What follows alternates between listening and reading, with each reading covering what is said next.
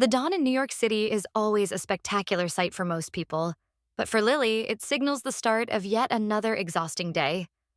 While the city begins to wake, she is already up, quietly preparing in her cramped, modest kitchen. Moving lightly to avoid waking her mother, Claire, who sleeps in the small adjacent room, Lily brews a simple cup of coffee, the only fuel to keep her going until midday. Her tired face reflected in the tiny living room mirror bears the marks of sleepless nights, yet her determined eyes reveal an unyielding spirit. The apartment is small and stifling, cluttered with medications, a stack of overdue bills, and furniture that has seen better days.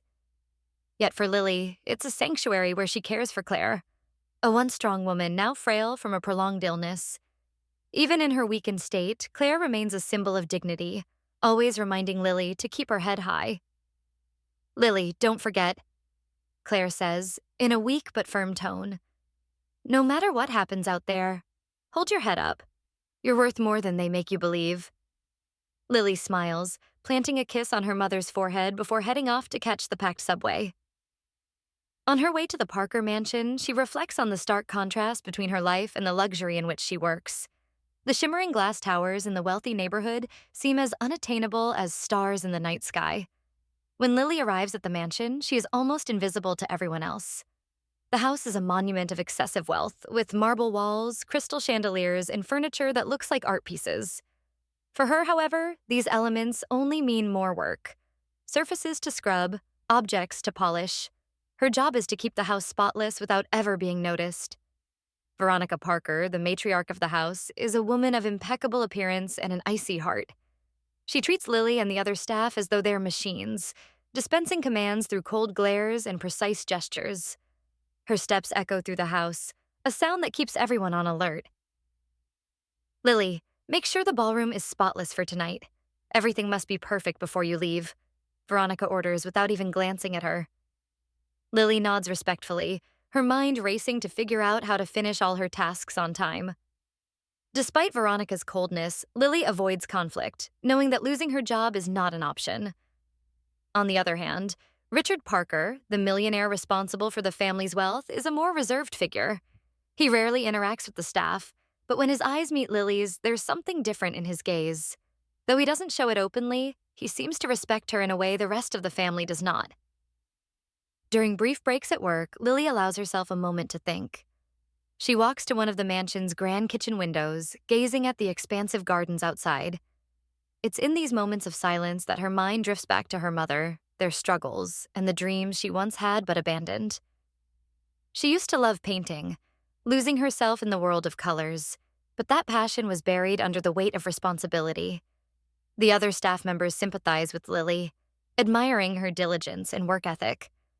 Maria, the cook, is one of the few people Lily speaks to openly. "You're young, Lily. You shouldn't be here scrubbing floors. You should be living," Maria comments while chopping vegetables. "I am living, Maria. Every day I can pay the rent and buy my mother's medicine is a day worth living for," Lily replies with a resigned smile. Maria shakes her head but doesn't push further. She understands that, for Lily, sacrifice is not a choice but a necessity. When Lily finishes her shift and returns home, she's exhausted. Her mother waits in the living room, trying to hide how unwell she feels. Together, they go over the stack of bills, a nightly ritual that has become routine. Claire insists that Lily set aside part of her salary for herself, but Lily always ignores her pleas. "Mom, you need the medicine. That's the most important thing," Lily says firmly. "And you need something beyond work and worry, Lily. I don't want you to lose who you are," Claire responds softly. The day begins like any other at the Parker mansion. Lily busies herself cleaning the enormous windows of the main hall, her reflection blending with the perfect view of the gardens outside. But unlike other days, something feels different in the air. A subtle tension weaves through the corridors, visible in the worried expressions of the other staff. "Did you feel that?" whispers Maria, the cook, as she passes Lily in the kitchen. "Feel what?" Lily asks, adjusting her apron. Veronica is, how can I say it, furious. Maria casts a nervous glance at the door. "Be careful today." Lily simply nods, assuming it's another one of Veronica's bad moods. However, something more serious is brewing, and Lily is about to find herself in the center of a storm she didn't create. The situation explodes mid-morning when Veronica's sharp scream echoes through the halls. Her diamond necklace, a special gift from Richard for their anniversary, has gone missing. The piece is not only extremely valuable, but also a symbol of Veronica's status and superiority. How could this happen? Her voice thunders as she confronts the head of the household staff. I want answers now. The staff exchange anxious glances, unsure of what to say. The missing necklace becomes the focus of every whispered conversation, spreading through the house like wildfire. Meanwhile, Lily, unaware of the gravity of the situation, continues her tasks downstairs. By late morning, Lily is summoned to the grand hall where Veronica awaits alongside Richard and a few staff members. The tension in the room is palpable. Veronica stands with her arms crossed, her icy expression fixed on Lily like a predator about to strike. You, Lily, Veronica says, her voice as sharp as a blade. Where were you this morning? Lily blinks, surprised by the question. I was cleaning downstairs, Mrs. Parker, she responds, trying to remain composed. Liar, Veronica steps closer, her posture imposing. You were seen near my room, and now my necklace is gone. What do you have to say about that? Lily feels the ground fall away beneath her. She hasn't been near Veronica's room, but she quickly realizes that any attempt to defend herself will be futile against the relentless accusations of her employer. Mrs. Parker, I swear, I've never stolen anything in this house, Lily says, her voice trembling but resolute. I haven't even been near your room today. Veronica laughs, a cold and humorless sound. Of course you'd say that. You're a thief. You've always been ungrateful for the opportunity to work here, and now you've shown your true colors. Richard's expression tightens, and he seems uncomfortable with Veronica's harsh attack. He tries to intervene. Veronica, maybe we should... He begins, but she cuts him off. No, she snaps, raising a hand to silence him. This is unacceptable, Richard. I want her out now. Lily looks around, desperate for someone to support her. The other staff keep their heads down, avoiding her gaze. They know better than to challenge Veronica's authority. Please believe me, Lily pleads, turning to Richard. I would never do something like this. I have my mother to care for, and I need this job. For a moment, Richard's eyes reflect hesitation. He seems to believe Lily, but torn between his wife's demands and the household's stability, he gives a small, almost imperceptible nod. Perhaps it's best. He begins, unable to finish the sentence. The final blow comes swiftly. Out, Veronica shouts, pointing to the door. And be grateful I'm not calling the police. Lily feels tears sting her eyes but refuses to let them fall. With trembling hands, she walks slowly out of the hall, her dignity hanging by a thread.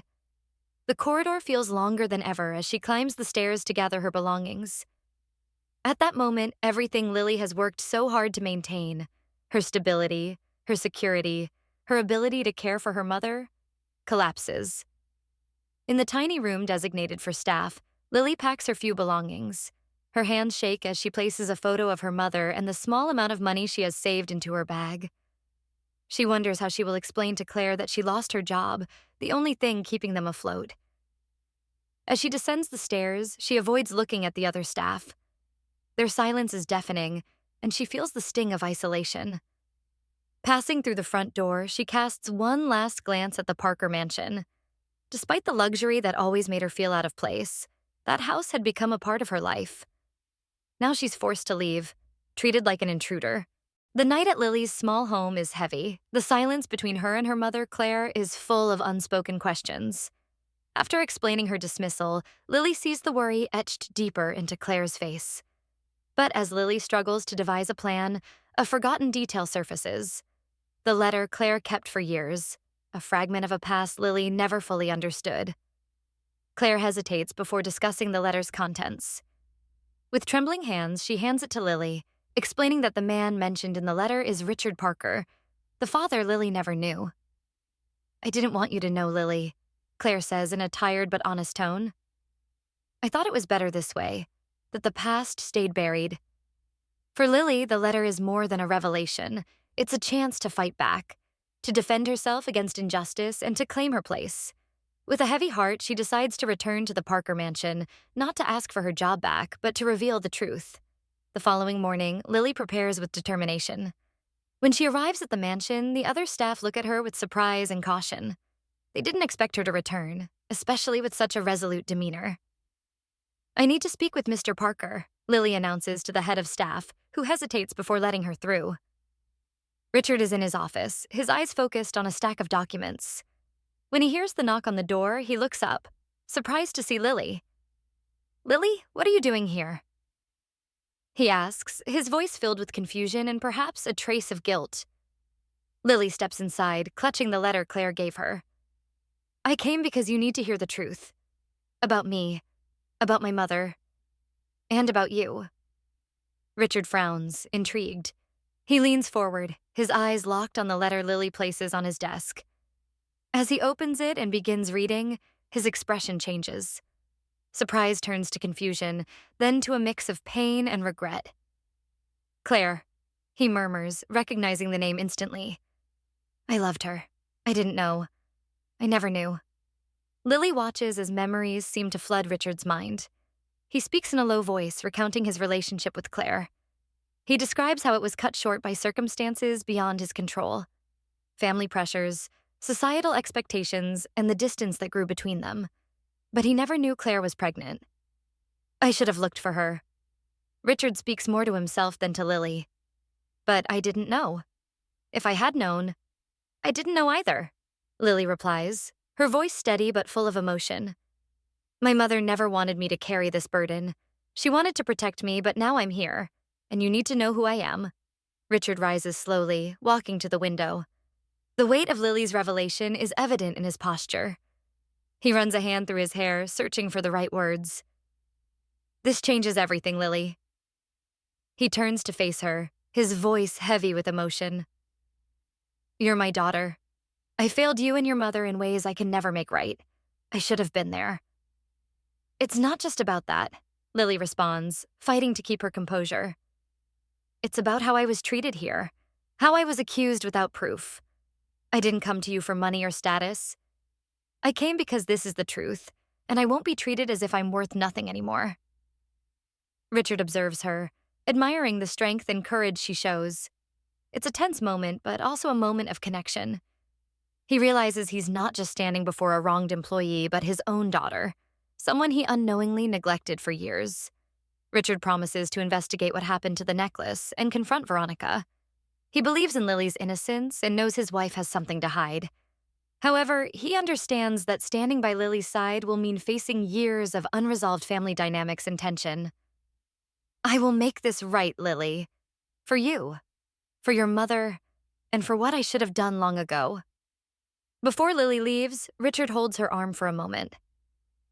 "Thank you for coming," he says sincerely. "You didn't have to tell me this, but you did. I won't let you face this alone." Lily feels a mix of relief and uncertainty.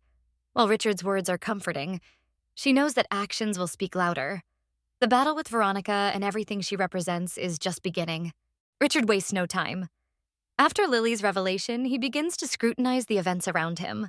The disappearance of the necklace, Veronica's disproportionate reaction, and her insistence on blaming Lily don't add up. He senses there's something deeper behind the accusation, something he needs to uncover. That evening, as Veronica prepares for a social dinner, Richard enters her room with determination. He observes her carefully, noting the slight caution in her expression when she notices his presence. "Richard, if you came to talk about that girl, I'm not interested," Veronica says, her voice dripping with disdain as she adjusts her pearl necklace in the mirror. "No, Veronica, I came to talk about the necklace, about what really happened to it." Richard's voice is firm, carrying a weight of authority that Veronica cannot ignore. She pauses, turning to him with a raised eyebrow. "I've already told you what happened. It was stolen, and we know exactly who did it." Richard takes a step closer, his eyes boring into hers. "Do we? Or are you hiding something, Veronica?" The silence that follows is heavy. For the first time, Veronica appears uncomfortable. Her usual confidence begins to falter under Richard's piercing gaze. Richard presses on. "Lily told me something that changes everything. Something you knew and tried to keep hidden. She's my daughter, Veronica. And you knew that, didn't you?" The impact of his words causes Veronica to take a step back. She tries to compose herself, but it's clear she's shaken. "That's ridiculous," she snaps, letting out a forced laugh. "Now you're going to believe anything that girl says?" "It's not just what she says. It's what you've done," Richard retorts, his voice rising slightly. "From the moment she started working here, you treated her with disdain. And when the necklace disappeared, you were far too quick to accuse her. Far too quick to get rid of her." The confrontation reaches its peak when Richard, with resolute determination, pulls out a key from his pocket and heads to Veronica's closet. He opens a small locked drawer and finds the missing necklace. The gleam of the diamonds confirms his suspicions. "It's here. It was here all along," he says, holding the necklace in his hand, his voice thick with disappointment. "You staged all of this, Veronica." Veronica, now cornered, tries to defend herself, but her facade begins to crumble. "So what if it was?" she finally snaps. "Yes, I hid it. And do you know why? Because that girl was destroying everything we built." Richard is stunned. "Destroying what, Veronica? The truth? The fact that I have a daughter I never knew? You lied, manipulated, and tried to ruin a young woman's life just to protect your pride?" Veronica steps forward, pointing an accusatory finger at Richard. "Do you think you can just bring her into our lives without consequences? Everything I did was to protect what's ours.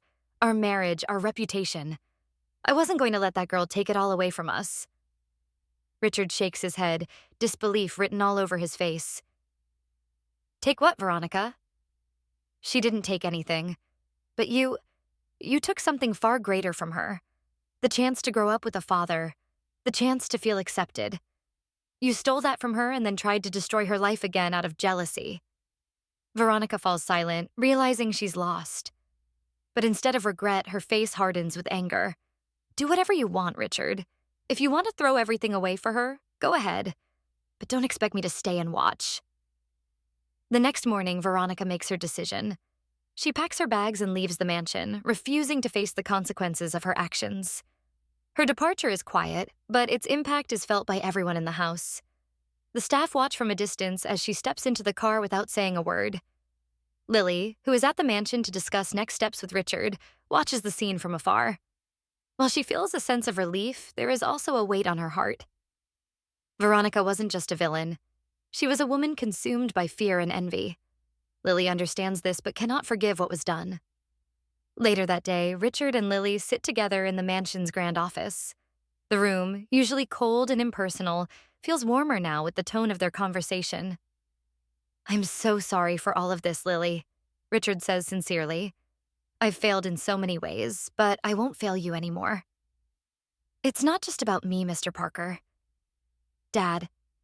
Lily still feels strange saying the word, but she continues. "My mother suffered so much because of all this, and so did I. But I'm not here for revenge. I'm here because I want something real. Something true." Richard nods, deeply moved by her words. "And you will have it, Lily, I promise." Days after Veronica's departure, the Parker mansion is enveloped in an unusual quiet. Without the commanding presence of its matriarch, the atmosphere feels lighter but tinged with a sense of loss. For Richard, his wife's absence is a bitter reminder of how quickly everything has changed. For Lily, it marks a new beginning, an uncertain leap into the unknown. Richard takes the first step toward reconciliation by visiting Claire at her modest home. He arrives visibly nervous, holding a simple bouquet of flowers, a timid but heartfelt gesture. Lily sits beside her mother, watching closely as Richard steps in, attempting to bridge the silence. "Claire," he begins, his voice low but full of emotion. "I don't know where to start. I know I've failed you and Lily in ways I can never undo. But I'm here now, and I want to be part of your lives." Claire, visibly moved, meets Richard's gaze with eyes filled with years of hurt and memories. For a moment, the silence is deafening until she finally speaks. "It's been a long time, Richard. A very long time. But maybe there's still room for something new." The first meeting between Claire, Lily, and Richard is cautious. They talk about the past, but also the future. Richard admits that his absence was an error he never realized he was making.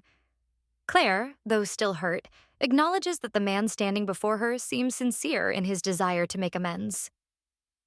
What I want more than anything, Richard says, looking at both women, is to give you what I should have given from the start: support, security, and a family. Lily, watching her parents interact, feels for the first time a glimmer of something she never thought possible: hope. It won't be easy, but their collective desire to move forward feels genuine. A few weeks later, Richard invites Claire and Lily to lunch at the Parker mansion. This time, the invitation doesn't come from an employer, but from a father trying to reconnect with his family. During the meal, he shares a plan he has been quietly working on. Lily, I know you've sacrificed everything for your mother and your work. But now that things have changed, I want you to think about something for yourself. What do you want for your future? Richard asks, his voice full of encouragement. Lily hesitates. For so long, her life has revolved around responsibilities and sacrifices. She's never allowed herself to dream too far ahead. But as she looks at her mother, who smiles at her with pride and support, she finds the courage to answer. When I was younger, I loved painting. I always dreamed of studying art, but I never had the chance, she admits, her voice a little shy. Richard's face lights up with encouragement. Then let's make it happen. There's an amazing studio in the city, and I've already contacted them. If you're interested, you can start classes next week. Lily feels tears welling up. For the first time, someone is giving her the opportunity to explore who she really is. She looks at Claire, who nods encouragingly. I'd love that, Dad. Thank you. The words come out hesitantly, but are filled with heartfelt sincerity. With Richard's support, Lily begins attending art classes, immersing herself in the world she had once left behind. Each brushstroke feels like a step toward her true self, a liberation from the weight of the past. Claire, now with her medical treatments assured, shows signs of recovery. Their home, once filled with constant stress, becomes a space of peace and joy. Richard, too, becomes a consistent presence in their lives. He visits frequently, bringing meals, sharing funny stories, and, most importantly, offering his time. He works to recover what he lost, not just with Lily, but also with Claire. Their relationship, though still complex, begins to transform into a cordial and respectful friendship. Months later, Richard organizes an event at the mansion, not for an extravagant social gathering, but to celebrate Lily's first art exhibition. The Grand Hall, where she had once been invisible as a housekeeper, now showcases her paintings, drawing admiration and praise. Lily walks through the hall, a bit nervous but glowing with pride. She never imagined she would stand in this space as an artist, not a servant. Claire, seated in a corner, watches her daughter with unshakable pride as Richard approaches her. You've done an amazing job with Lily, he says sincerely. Claire smiles. She always had this in her. She just needed a push. And well, you finally gave that to her. Richard offers a small, genuine smile, his eyes fixed on Lily. I'm trying to do the right thing this time. For her. For you. At the end of the evening, as the guests begin to leave, Richard, Claire, and Lily remain in the Grand Hall. They exchange looks that need no words. What was once a fractured relationship is now a growing bond, stronger with each passing day. Lily looks at her parents, feeling a warmth she's never experienced before. For the first time, she has hope for a brighter future. A toast? Richard suggests, raising a glass of juice. To what? Lily asks, smiling. To new beginnings. Claire responds, lifting her glass. The glasses clink in the air and the sound of the toast echoes through the hall. The camera focuses on each of their faces, capturing smiles and tears of relief and joy. If you enjoyed this moving story of transformation, reconciliation, and new beginnings, don't forget to leave a like to support the content. This helps us a lot so that we can continue bringing you more stories like this. Subscribe to the channel and activate the bell so you don't miss any news. We are always creating stories that inspire, move, and warm the heart. Your support is what motivates us to continue. And of course, leave in the comments what you thought of the story and what kind of stories you would like to see next. Thank you for being here with us, and until next time.